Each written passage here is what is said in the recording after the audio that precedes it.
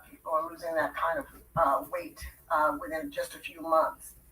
So then the manufacturers of Ozempic, who did this research with a higher dose, decided to sell it at that higher dose. And so they created another pen.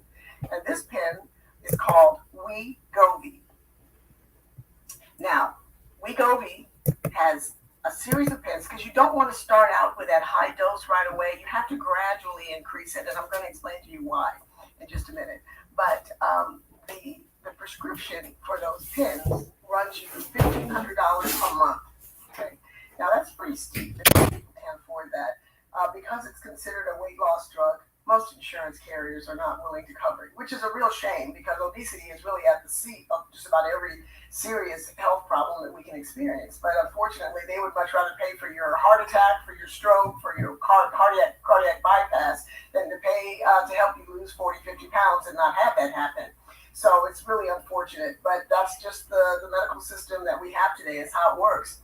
So $1,500 a month for Wegovy. Most people can't afford it. And even if you could, quite honestly, it's on back order. I mean, there are enough people who are willing to fork over the $1,500 that you can't even get Wegovy right now when you go to the pharmacy. So there are a few of us who have found compounding pharmacies that are willing to get the semaglutide, add another ingredient to it. It's B12, Lipo B+, and some of you are familiar with those Lipo B+ shots. It's B12 mixed with some amino acids that really helps your liver burn fat. They put that in with the semaglutide, and now all of a sudden, ta-da, we've got a different chemical. So there's no patent right infringement because it's not just straight semaglutide, it's semaglutide with something else. And so they're able to sell that to doctors like me, and the cost is much, much less. My program, which is pretty kind of standard for what most people are doing, runs $500 a month. And that gives you all the semaglutide that you need. And we also will give you an appetite suppressant prescription if you need it. Although I'll tell you, as you understand how semaglutide works, that that's really typically not necessary, but it's available. It will also include a prescription for a medicine for nausea, which is something that some people will experience. And if you need it, you can have it. But this is a great way to really address obesity in a way that we haven't been able to do before. You know, there are things out there, there's phentermine, there's several other products that are available by prescription. And there's the HCG diet, which I've offered in my practice, and it has been extremely successful for some of my patients, but some people struggle because that really involves a very, very, very, very low calorie diet, somewhere in the neighborhood of about 600-700 calories, which is really hard. If you guys knew how much you would eat a day in calories, you'd understand how restrictive that really is. Most people are eating upwards of 3,000, 3,500, calories a day. It's easy to do that. So when you're coming down to 600, that's pretty painful. Some people can do it, and when you're able to do it with the HCG, you lose a lot of weight, and you lose body fat weight, which is also more ideal. Now, the semaglutide does some very interesting things. You got a question? Yeah. Who can survive off of 600 calories? It's not easy. That's a hospital jello diet. It's pretty tough, and that's why typically these patients are going to need to be on an appetite suppressant. And it's not something that you want to do long term. I won't let anyone do it more than 3 months because you really don't want to restrict yourself that low. And unless you're willing to make a lifestyle change, once you get down to where you want to be and we pull that HCG away from you, you're likely to gain the weight back.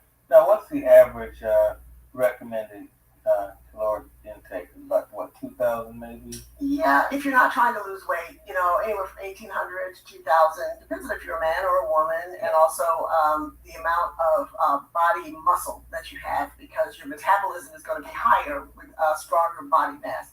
But anywhere in the neighborhood of 18 to 2,000 is fine. Now, if you're trying to lose weight, that's when we drop you down to somewhere in the neighborhood of about 1,400. Right. 1,200 if you could stand it, but 1,400, and that's a pretty good calorie deficit. If you are taking in 2,000 to maintain your weight, and we drop you down to say 1,500, okay, just for the simple math, that's a 500 calorie deficit. 1 pound is 3,500 calories. So if you did that over the course of 7 days, you would theoretically lose 1 pound. I was going to ask you that, different books Yeah, you read, and they try to make weight loss literally a mathematical yeah. calculation.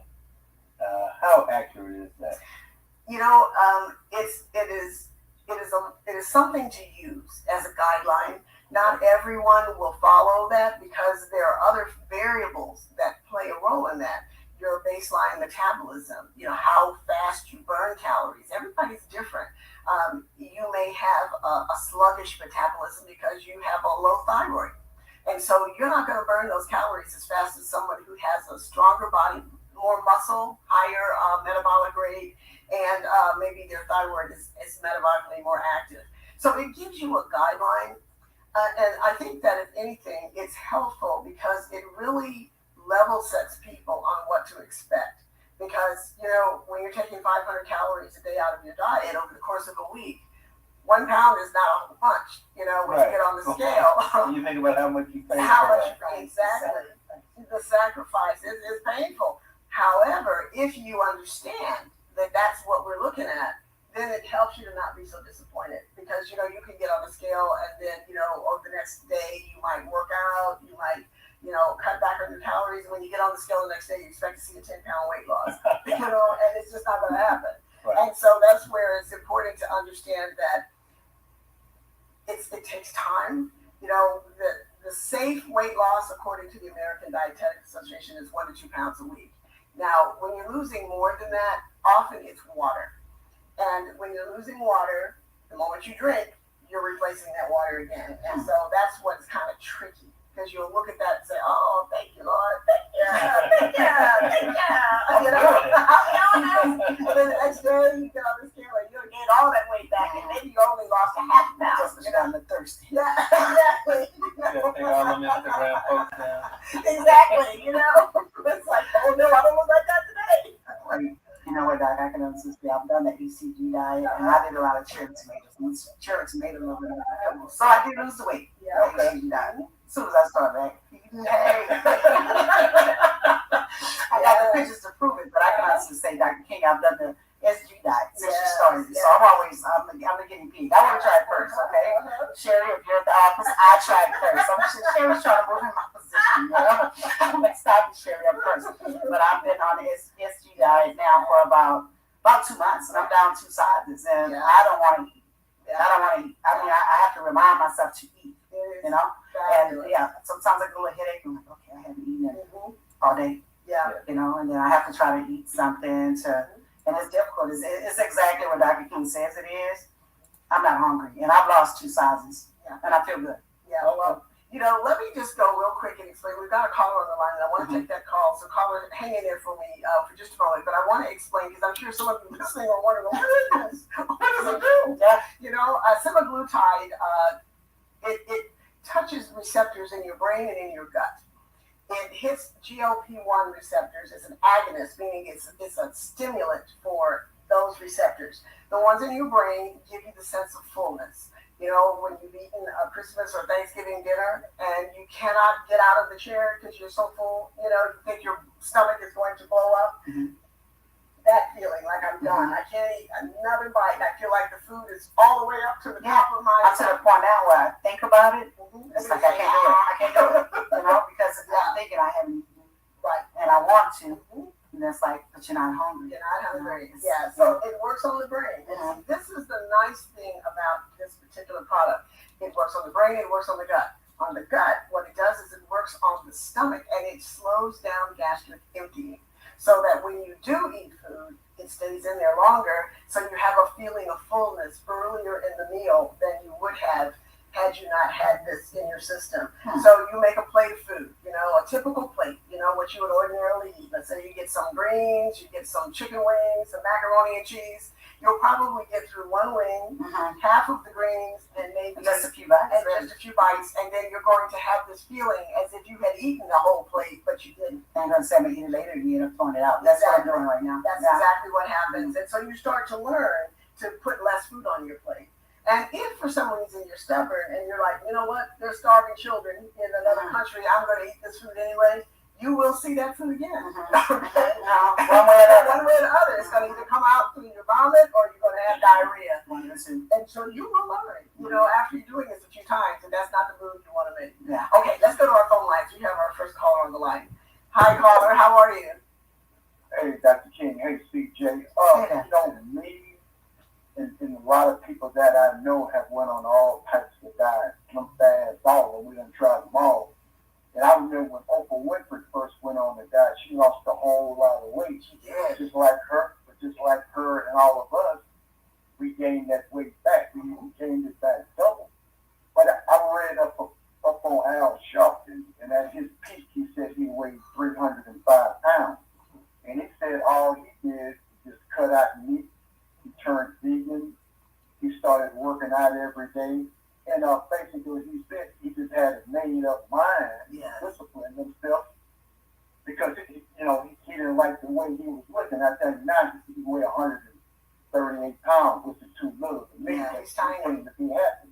Right. But what I'm saying is that I mentioned this last week about instead of when you spend money, you have to discipline yourself.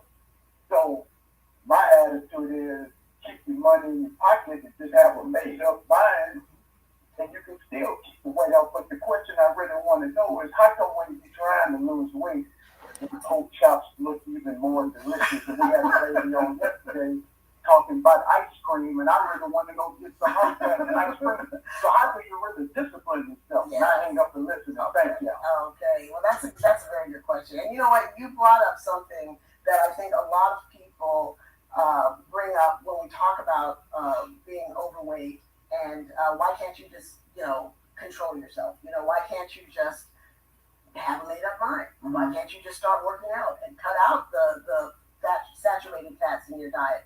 The reality is that there's some people that can do it, and there's some people who struggle with that. Mm-hmm. And as a physician, my desire is to get the weight off, because I know that that's what will put you in the ground.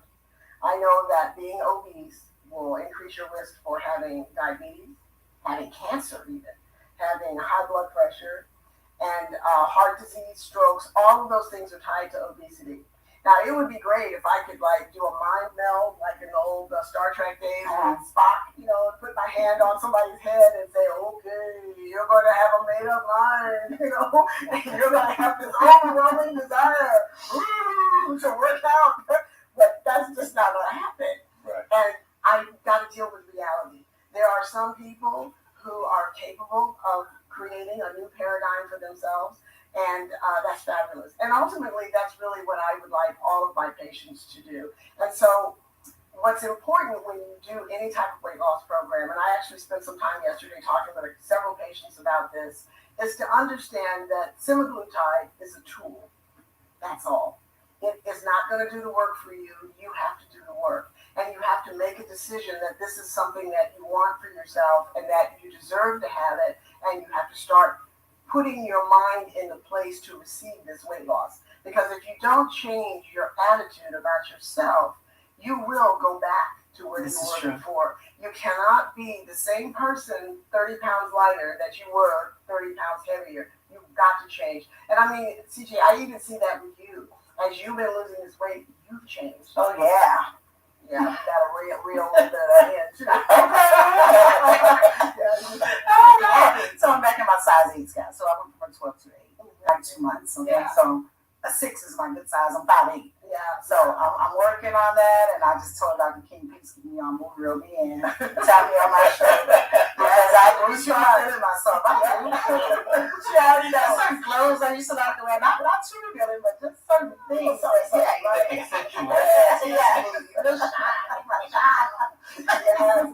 and that's the thing. It's like if you don't embrace this new person and feel entitled to be that new person, then you will not really connect with that person. You'll feel guilty almost, like you're not supposed to be that person. But, I feel good. I was married for about 20 years, and my daughter's grown, and you just kind of forget about yourself when you're married. You just kind of, you prioritize other things. Sure. So now that I'm a mess and I'm single, it's like, yeah, myself again. Watch out, world.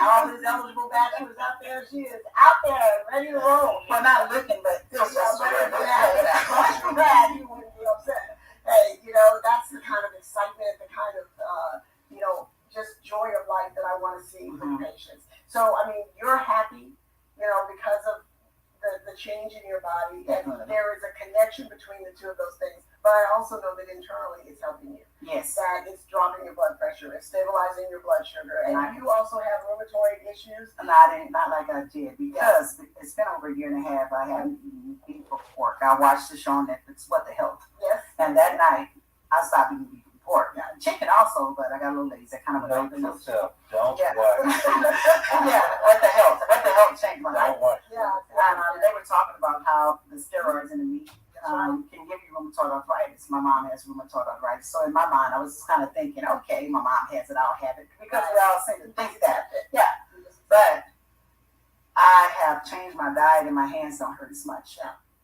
My joints were really bothering me. And with this diet, along with giving up the beef, I'm not eating as much and I feel better. Yeah. I'm not hurting like I was. And see, that's my back pain. Your back pain is great. Yeah, because you really had issues with that. I was in a wreck in 2016. A lady ran a red light and I T-boned her, and pretty bad back pain. But since I've lost the weight, my back doesn't hurt as bad. So I'm feeling good all the way across. And it just that's the weight loss is at the seat of everything positive, and you just start getting excited and thrilled about all of the wonderful things, and it helps you to stay in line. That you don't want to do anything to compromise any of those. Oh, I feel so much better. I won't go back. I'm getting all the big clothes out the closet right now. Throw them away. Throw them away. Well, you mentioned the movie on Netflix. I want to just make sure that everybody hears that because it is a great movie. It's called What the Health. Not What the Hell. What the Health. And it's on Netflix. If you have access to Netflix, you should watch it. There's another one on there that's also awesome, and that's called The Game Changer. I watched that one as well. That's fabulous. I mean, that one will really rock your world, too, because it speaks to just the effect of meat in our diet. And I'm not anti-meat, don't get me wrong. I mean, I feel like some cowboys might come flying. Yeah, no, it's not what it is. It's not that. But, meat is not what it was a little while ago. And so there have been some changes, hormones, and all kinds of pesticides and things that have affected the meat. But watch those movies, The Game Changers and What the Health. Okay, we've got a caller on the line who's been very patient, so let's take our next call. Hi, caller. How are you? I'm good, doctor. Enjoying your show. Write down those Netflix Good. shows that you read. The Game Changer. Yes. What the Health? And What the Health? What the hell? Okay, I got it. Yes, I was listening to your sidekick over there. She said she lost 2 sizes. Wow, that's a heck of an accomplishment. Yes, thank you. Yes. Would you like to share what the size you're down to now? I'm a size 8 now. I 8 no small 10, but I definitely went from a type 12. So I would say 12, 14 to 18. When did I was qualified before? That's a because this is the thing now. They make clothes with that stretch now. With spandex in them. So all these women that wear tight jeans, we don't want to wear tight jeans. That's just the way they make the clothes. So the clothes are so tight that if you gain a pound or two, you really don't know until it's time to get the next size. So that's what but 12 to 8. Yeah. That's awesome. And she looks great. I wish you guys could see her. She looks great. Her face looks so different, It's amazing how when you lose, so many things change, that you didn't realize were affected by fat. I was still cute now. Well, of course you were. Absolutely. We had a wonderful template to start with. We're just refining it. Exactly. Yes. Making it even better. Did you have a question, caller? You mentioned, this by saying that I'm a truck driver, and sometimes truck drivers will use those things to snack on to get them on up the road. And I find myself buying some little turkey. Oh, yes. Long snack. Yeah, long snack. I love them, but no. Little Debbie and Little either. So what's the question about Little Debbie? Okay, I got myself the willpower to eat more salads. I chop up a lot of beef to go into it because I was going through a sciatic nerve. Yeah. is that I caused some little arthritis going Well, it could out be. going through your city. Yeah, I mean, it certainly could be. I mean, there's a lot of things that can cause problems. You know, drivers, people who sit for long periods of time will often have issues with their back. And, Right. you know, that just kind of goes with the territory, unfortunately. The best way to have a healthy back is to have a healthy belly. And sit-ups to strengthen the abdominal wall will help the back. That's why, you know, so many guys, you know, get that little pot gut on them. And that's where you're getting that laxity of the weakness of that abdominal wall. And that then leads often to back pain. And so one of the things that we like for people to do who are struggling with back issues is to strengthen their abdominal wall. It doesn't seem like it's connected, but it really is. And when your belly is nice and firm and you've got a nice tight abdominal wall, your back pain will get better. Okay, very good, very good. It also helps to a lot of turkey chicken closing down if you ever noticed. Popeye's popping up. Yes, I know. Slim chickens, all of those chickens. I know they're all good stuff. But you know, the real problem is, you know, that we don't eat for our health. You know, we eat for our eyes. We eat for, you know, what's convenient. And I know I do empathize with you being a truck driver. You're on the road, you know, for extended periods of time, and sometimes it can be hard to find food that's nutritious. That's where packing a lunch in advance can be very, very helpful. Packing fruit, you know, oranges, apples, plums, you know, things that are portable that you can, you know, carry with yourself, you know, and having like fat-free or low-fat popcorn, you know, in those bags, lots of water, or even if you have diet type fruit drinks, you don't want to drink a lot of sugar.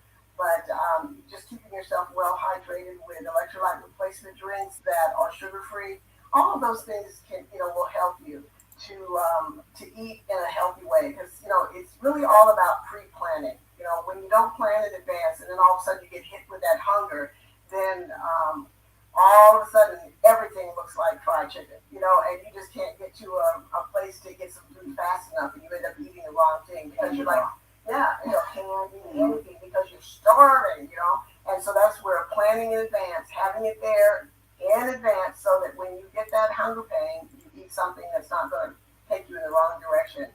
So we're going to talk a bit more about this. You know, if you've got a question, the number to call today is 713-668-1230. And if you want to call my office about the SG diet, that number is 936-224-7990. Again, that's 936-224-7990. And we're going to take a break and come back and talk more about weight loss and also about stress, because believe it or not, the two are connected. We'll be back in just a few minutes. Hello, this is Fred Horton coming to you from Bayshore Car Sheepdogs Ram in Baytown. We're dealing at Bayshore and Baytown. You want a new car, call Brock Johnson. You want a used car, call Brock Johnson at 281-421-6000. That's 281-421-6000. Freighter problem, call Brock. Divorce, call Brock. Upside down on your car, call Brock. Commercial break here. Your car from Bayshore Car Sheepdogs. Dogs will not be on so weak. I'm going to pause that for just a bit. Don't want to get any copyright infringements. All right. So nice to be live today. You guys hopefully can see that call-in number, 713-668-1230. And Dr. King will answer all of your questions.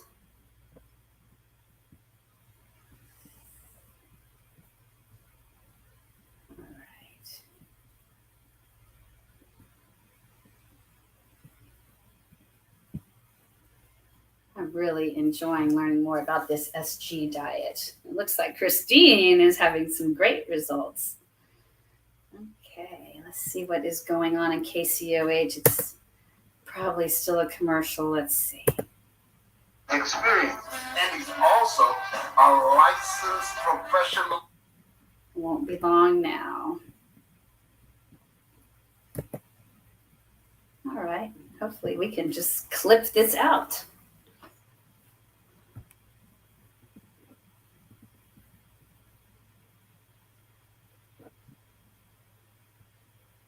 The source.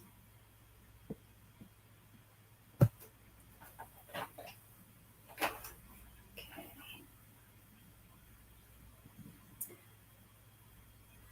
1:30 already. Okay, so we've got the first half of the show. The call-in number 713-668-1230 if you have a question. Let's see where we are on the show right now.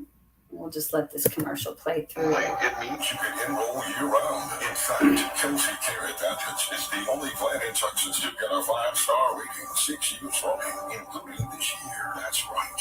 No more waiting to get the benefits you want, like the freedom to see any doctor. Want more details? It's all right there in the 2022 benefits at a glance. Get yours by calling 713-442-7851. That's 713-442-7851. Or go to KelseyCareAdvantage.com/1230. Upgrade your plan to Kelsey Care Advantage today. Kelsey Care Advantage is an HMO with Medicare contract. All Kelsey Care Advantage depends on Medicare Government plans based on a 5-star rating system. Hi, I'm Dr. Winnie King, owner of Winnie King MD Aesthetics and Wellness. Do you want to look and feel the way you've always dreamed? Well, that's the goal in my office. My practice is a unique combination of conventional medicine and alternative options to enhance your wellness, sexual health, and beauty. I offer bioidentical hormones, ozone therapy, Botox, fillers, sexual rejuvenation for men and women, laser therapy, microneedling, PRP, smart lipo, my medical grade skincare line, and more. Call my office at 936-224-7990. I can't wait to help you look and feel the way you've always dreamed.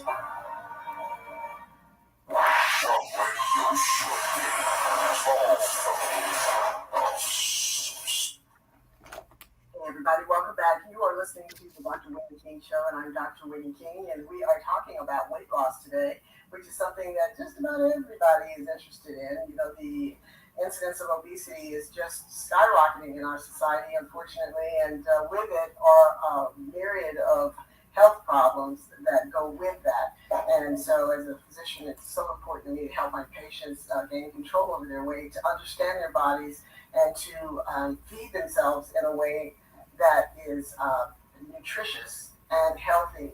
Of course, you know, cosmetically, people want to lose weight because they just want to look good, you know, and of course, they've got an Instagram account, so they want to post a picture. But from a medical standpoint, being at your ideal body weight or even close to it is going to significantly reduce your risk for having heart disease, having diabetes. I've got a huge practice of people that are diabetics that just simple weight loss, especially type 2, you know, type 2 diabetes. You know, there's type 1 and there's type 2. Type 1 is the insulin-dependent diabetes. It's something that is more genetic in nature or inherited. You just don't make enough insulin, and so those folks typically need to have insulin shots. And there's the type 2 diabetic where they have insulin, it just after a while just poops out. It just doesn't work as well. And that comes from really challenging your body by eating so much sugar, so many carbohydrates. And after a while, the insulin just doesn't work very well. And so these folks wind up on medications like metformin and like Rybelsus and Ozempic, which is the brand name of semaglutide. And that's a medicine that we've discovered also is in high doses associated with significant weight loss.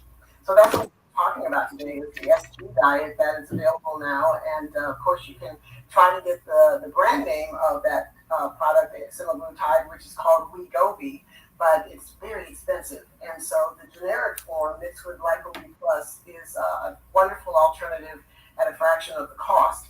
And so that's what I've been offering my patients, and we've got a lot of people that are signed up. We've got people that are waiting to come in. I have to literally order it from a compounding pharmacy. They have to make it. So there's a little bit of a delay from when you sign up to when we get it in stock, but it's awesome. And as I was describing earlier, the effect on the body with semaglutide is in the brain by giving you that feeling of fullness, and in your gut by just slowing down how quickly the food leaves your stomach, giving you a sense that you've eaten more than you really have.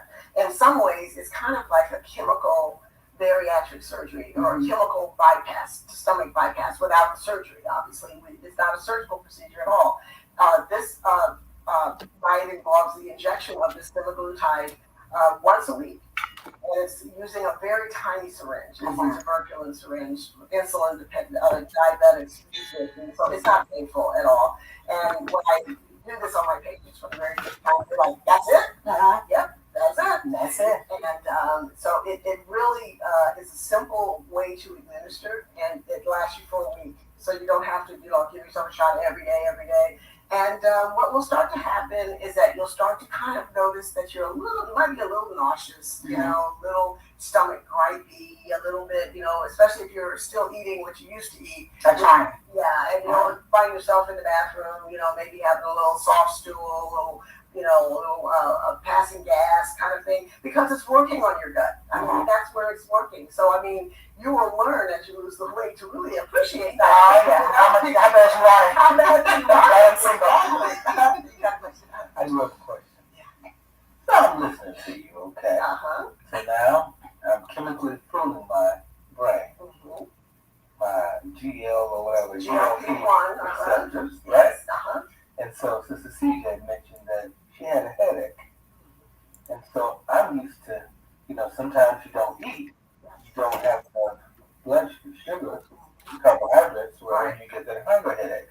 So now I got this hunger headache that my blood, okay, but I can't eat, because if I eat, how does that work? You're gonna nibble. You'll nibble. Exactly right. What you'll do is you'll eat like a plums, apple, You'll eat a little something, you may eat like a little piece of chicken, but you're just not going to eat as much. Just a little piece of bread, just something. Yeah. Because I did bring a piece of toast the other day. I'm just thinking about it when you said that. A little piece of toast. I ate strawberries and I had a nectarine and I cut it. It took care of the hunger. Yeah. I just hadn't eaten because I went hungry. And So what if you're an insulin dependent diabetic? Then this is not for you. If you are an insulin-dependent diabetic, you should not be on this medicine, just as you would not receive Ozempic. That is a contraindication. Okay. So people who are insulin-dependent, no way. You can't. We're talking about people who either have a body mass index, BMI, that's like over 40, they're obese, or they have hypertension, or they have diabetes, but not type 1. We're talking about type 2. Type 1 is a different animal altogether. But I mean, you can be insulin dependent in type 2 or no? Yes, you can, because some people are so brittle with their diabetes because they have been eating every carbohydrate that comes past their door until their blood sugar, their insulin is just shot. When you have type 2 diabetes, what's happening is that your insulin doesn't work as well as it used to. So the drugs that we use, things like metformin, glucophage, glyburide, all of those drugs are designed to help the insulin work better so that it's doing its job. But if you're so far down the road where your insulin has gone kaput, you are essentially like a type 1 diabetic. Yes. And so those are people who are going to need we got to give them insulin because their insulin cannot be resuscitated. The metformin, all those drugs will not work because the insulin has just been beat up so bad until we've got to treat them like type 1 diabetics. And when they're in that zone, no, you do not want to give those people this product at all.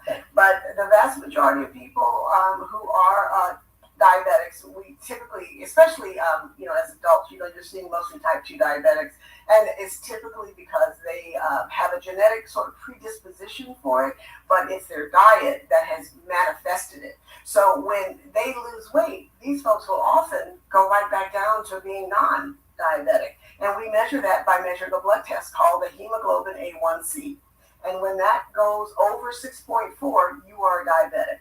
When you're between 5.6 and 6.4, you're what we call diabetes. That means you're knocking at the door. If you're lower than that, you're not a diabetic. And we do that because we can track your glucose and it tells us how well your body is handling the sugar load. And an A1C is a measure of your sugar over the last 3 months. It's an average. Okay, it's glycosylated hemoglobin. And so we're looking inside the hemoglobin cell, and it's a much more accurate picture of what's going on. Because see, a lot of you diabetics out there trying to be slick, and you eat everything you want, and then when it's time to go see the doctor, you cut back, right? You gotta go in next week. Yep. So you hold up. And so then you walk in there, and now they do a test on you, your blood sugar is, 99. And it's all good. And it's like, yeah, but when we do that hemoglobin A1C, it's 8.4, which is way in the diabetic zone. And so that's why we use that test along with your blood sugar. We want to know what that is too, but we do that A1C because that really gives us an idea of what you've been doing for the last 3 months.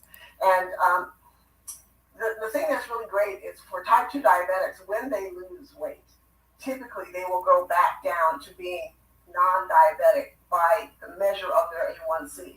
Now, that doesn't mean that they're not diabetic. They still have that genetic predisposition for it, and if they were to start gaining that weight back, that A1C would start to climb back up again, So they have to always monitor that. Now, one thing, though, that you kind of touched on that I think is important, and that's long-term with the weight loss, using a product that is sort of artificially affecting your brain, The researchers actually looked at that when they did a study, and it was published in the New England Journal of Medicine, and they looked at what happens when they take folks off of these GL1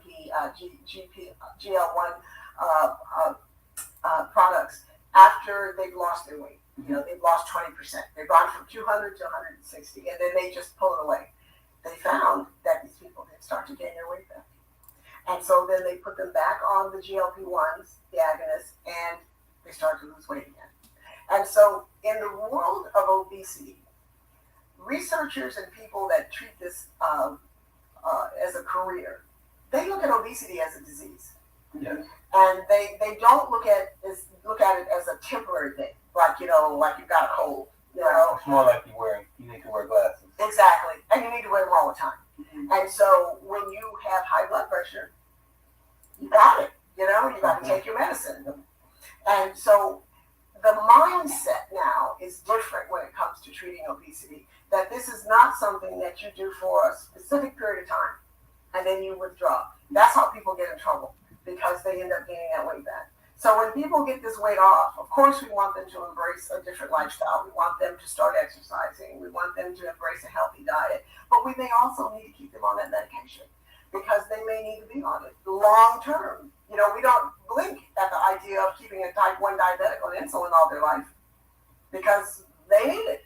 And so the mindset is shifting now in the world of obesity, that these are people who need help lifelong.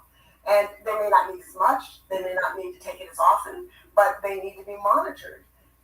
I've got patients that have high blood pressure, and then they start exercising, losing weight, and we can come down on their medications. Sometimes we can come off on those medications, but I got to keep an eye on it, because something could change down the road, and then they need to be back on the medicine, because they always have hypertension. It just may not be manifesting itself clinically.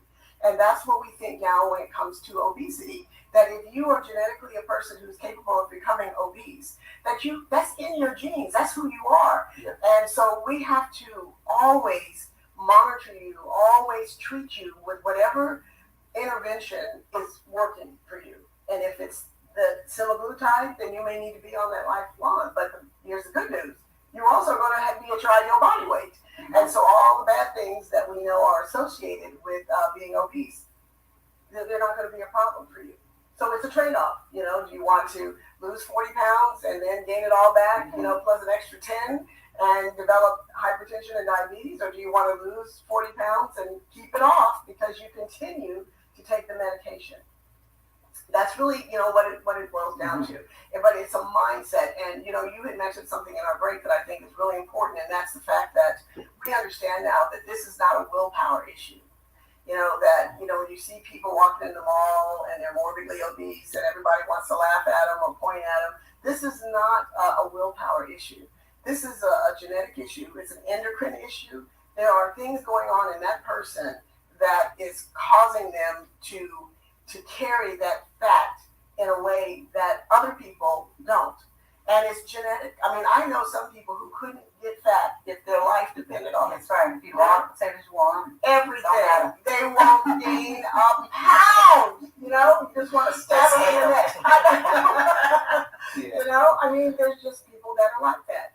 they are biologically not designed for obesity, and their body chemistry will adjust to keep them there. They're at a set point in their brain, and if they get too many calories, their metabolism speeds up to burn off those calories. I know people trying to take shakes to gain Oh weight. yeah, absolutely. They're like, Doc, I need to gain weight. What do I do? Just shoot yourself. Take some of your stuff.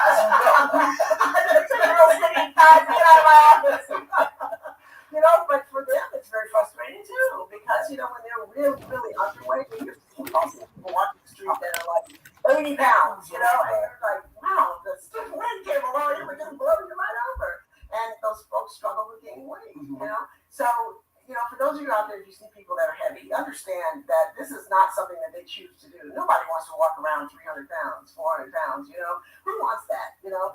And some empathy, some compassion, you know, would go a long way, because we're all different. And, you know, they may have one thing, but you've got something else. We all do. Everybody has something. There's no such thing, you know, as, you know, a perfect person. Only Jesus was perfect. And so, you know, we just need to have a lot more compassion for people, because if you weigh 350 pounds, in order to maintain that, and your body is going to be programmed for the calories that would maintain that, you're going to eat.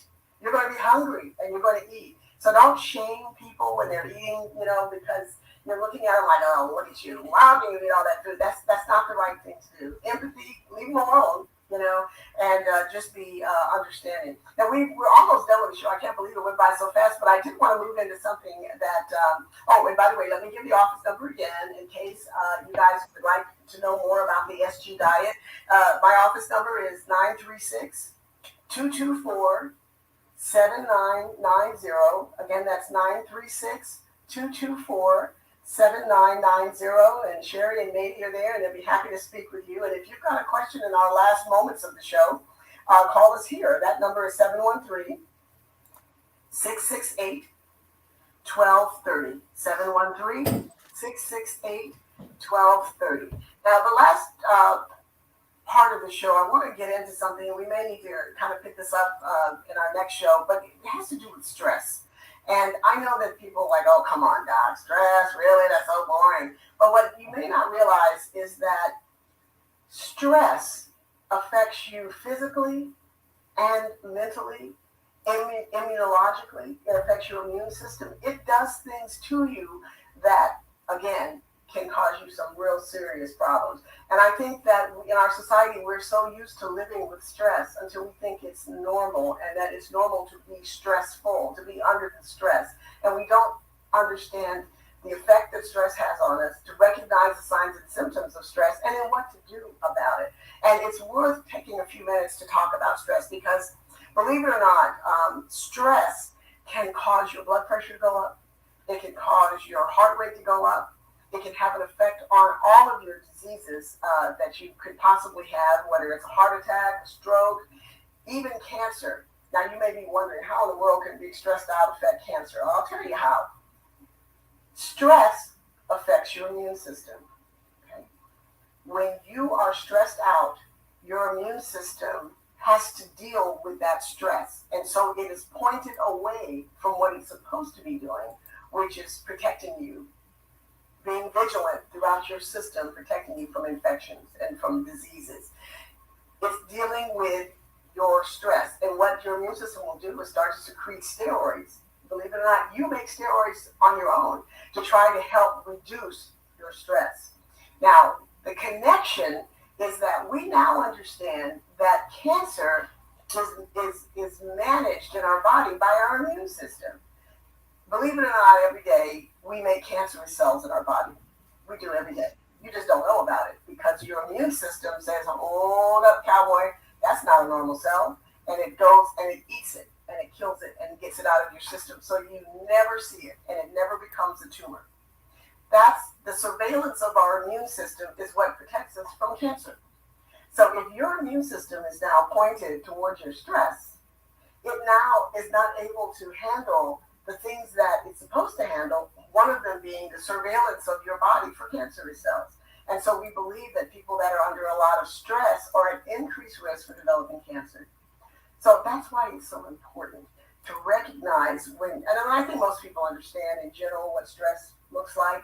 It's when you're irritable, when you don't sleep well, your mind is distracted. And I'll tell you another example of how we know that stress is connected to the immune system is those people who have herpes, whether it's type 1, which is the oral, or type 2, which is the genital. What's the fastest way to have an outbreak? Stress. The moment that you get stressful, your immune system now has to point away from all the surveillance that it's been doing in your body. And for those who are infected with herpes virus, which we know is a lifelong infection, it doesn't have to be a big deal, but it's there. And millions and millions and millions of people have it, and there's even more that have it and don't even know they have it. But what happens now is that because your immune system is not keeping that herpes virus under control, now the virus says, hey, what? There's nobody watching? The jail's open? What? Somebody open the door? All of a sudden, that virus starts growing. And that's what we see on the mouth, when you have a cold sore. That's what that's from. It's because your stress pulled your jailer, your immune system, away from monitoring that virus, whether it's in the genital area or if it's in the mouth. And when I see patients, in the office that are having an outbreak, or if they've had something that sounds like it was an outbreak, first thing I ask them is, what was going on in your life? And invariably it was something that happened. A divorce, they were stressed out, they had an accident, lost their job. All of those things create stress, pulls you away. Okay, so we know that, oftentimes people with cold sores are college students in high school, during finals time. Yes. Great out for stress and a breakout. That's right. How are the cold sores and virus related to a history of chickenpox? Well, good question. All of them are in the herpes family. Believe it or not, chickenpox is a herpes virus, even though people don't typically know that. You should see the wow inside of me. I never heard that before. Yes, it's a big tent. And there's different viruses that fall under the herpes virus, just like COVID, the coronavirus. That's a SARS virus. We've had several SARS outbreaks before COVID. COVID is just one of them, but it's in a whole coronavirus family. Same thing with herpes. Now, there are different viruses under that family. Now, chickenpox is something that typically we get exposed to as children. It will cause an eruption on the face, and it typically heals after a few days. And these kids now have antibodies that protect them from future chickenpox outbreaks, theoretically. But it also depends on how significant an infection it was. Some people don't have much of an infection, and they don't make that many antibodies. And so they may later in life get exposed to chickenpox and have another outbreak. But the way it's supposed to work is that you get exposed to chickenpox, you have an outbreak, you make antibodies, and then you're good. Now, these days we have a chickenpox vaccine, Right. And so we try to prevent children from going through, the whole chickenpox thing by giving them the vaccine. What I personally witnessed is that some kids who get the vaccine don't actually make enough antibodies. And when we measure the titers of their antibodies in their blood, it's not high enough. And so these kids are now at risk. If they get exposed to chickenpox, they're probably going to have an outbreak. And then they'll be fully immunized and protected against it.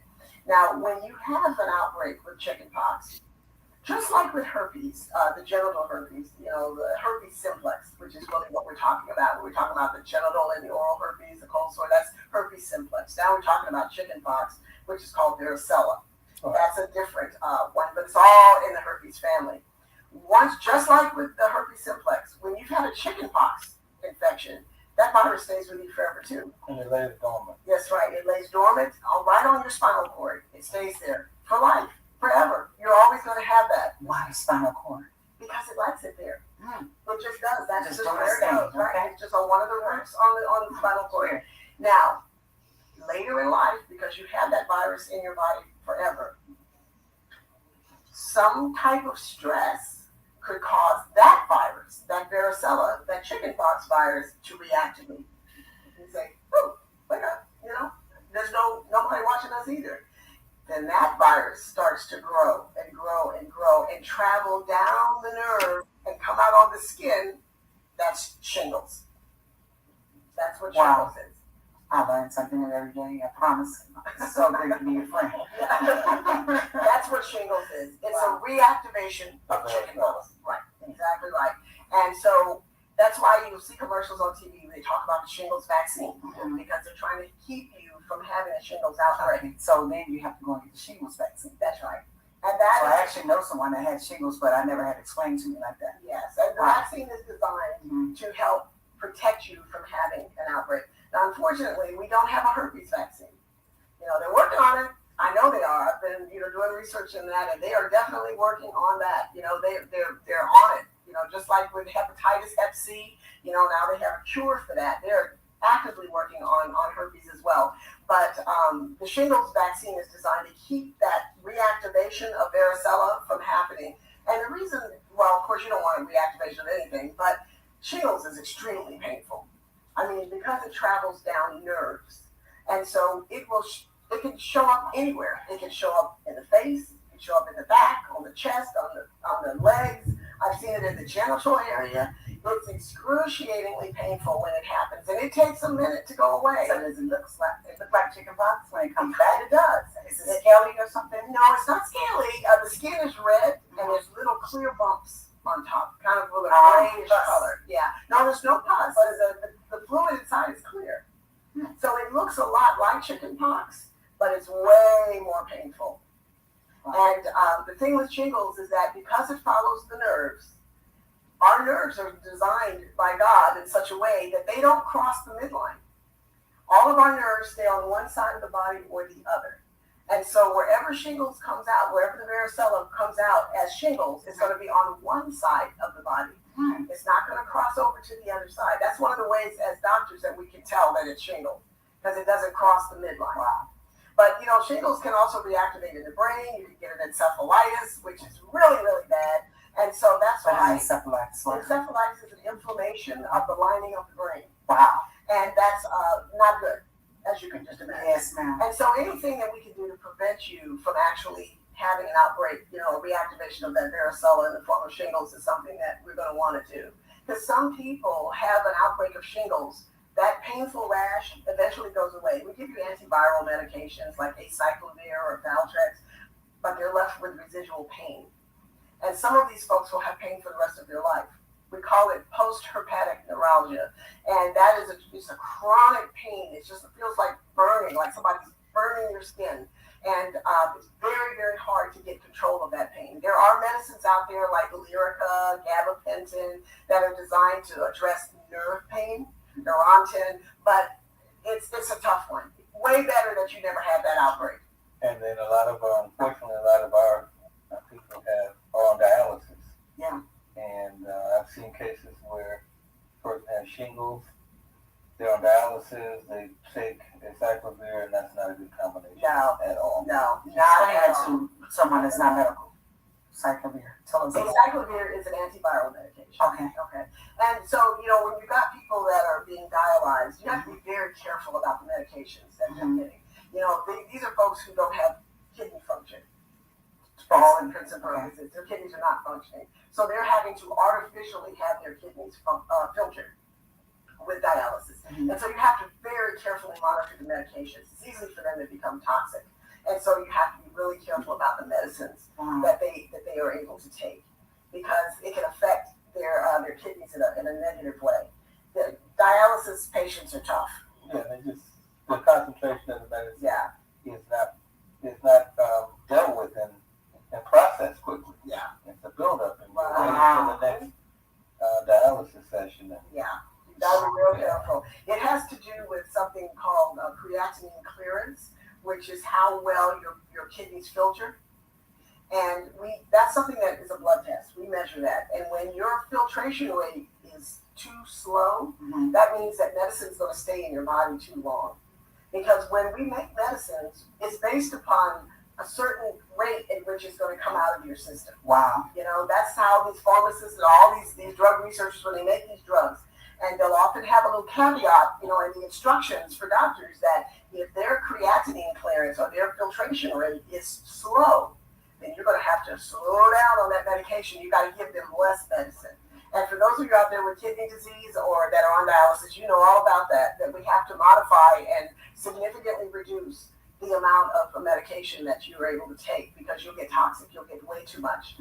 So I tell you, we can just go on and on with this stuff. This hour goes fast, so I'm just over here learning and soaking it up. We Thank you started so much talking for about researching for us. You know, good. I always wonder how you have time To do so much and research and educate us. It's interesting to me, and doctors have to always stay up. Read journals and read what's the latest, greatest, what's going on, because we want to treat you in a way that's appropriate. Thank you. And medicine changes. The way that we treat heart attacks today is completely different than the way heart attacks were treated when I was a medical student and resident. So you have to keep up, because medicine is a very, very dynamic world, and we're constantly learning new things. I mean, even what we talked about in the first part of the show, the semaglutide, we know about that. Hey. I